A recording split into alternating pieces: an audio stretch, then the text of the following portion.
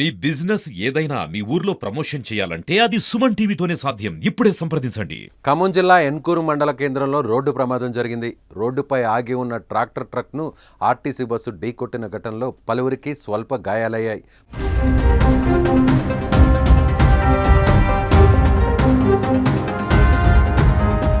భద్రాచలం నుంచి మియాపూర్ వెళ్తున్న లహరీ బస్సు ఎన్కూరు మండలం గార్లు ఒడ్డు గ్రామ సమీపంలోని రోడ్డు పక్కన నిలిపి ఉన్న ట్రాక్టర్ ట్రక్కును వేగంగా వచ్చి ఢీకొట్టింది.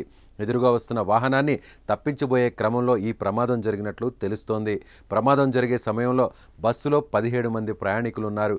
ప్రయాణికుల్లో ఎవరికి ఏమీ కాకపోవడంతో అందరూ ఊపిరి పీల్చుకున్నారు. ఇక సమాచారంతో ఘటనా స్థలానికి చేరుకున్న ఎన్కూర్ ఎస్ఐ ప్రమాదంపై కేసు నమోదు చేసుకుని ప్రయాణికులను వేరే బస్సులో పంపించారు. భద్రాచలం నుంచి 3 గంటలకు బయలుదేరాం సార్. బయలుదేరం ఏమైంది, వర్షం జల్లులు పడుతున్న వర్షంగా కంట్రోల్ చేసుకుని వస్తున్నాం. అకస్మాత్తు ఏమైందంటే లెఫ్ట్ సైడ్లో ట్రాక్టర్ ఉట్టి దాని వెనుక డోమ్ ఉంది, ఇంజన్ లేదు, దానికి సమస్య ఏం లేదు. మా డ్రైవర్ ఏమో ఒక మంచిగా 50-60 స్పీడ్లో వస్తున్నాడు. కాకపోతే ఇదే యాంగిల్లో లారీ వస్తుంది సార్, మన మధ్యలో లారీ.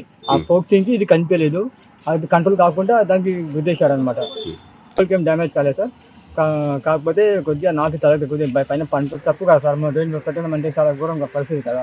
అది ఒకవేళ ట్రక్ లేకపోయినా ప్రమాదం తప్పే, మాకు సేఫ్ వెళ్ళిపోయే వాళ్ళం. ఎందుకంటే ట్రక్ ఉన్న వల్లనే అతను ఫ్లైట్ ఫోక్సింగ్కి అది లెఫ్ట్ సైడ్ ట్రక్ అని 4:30 సార్.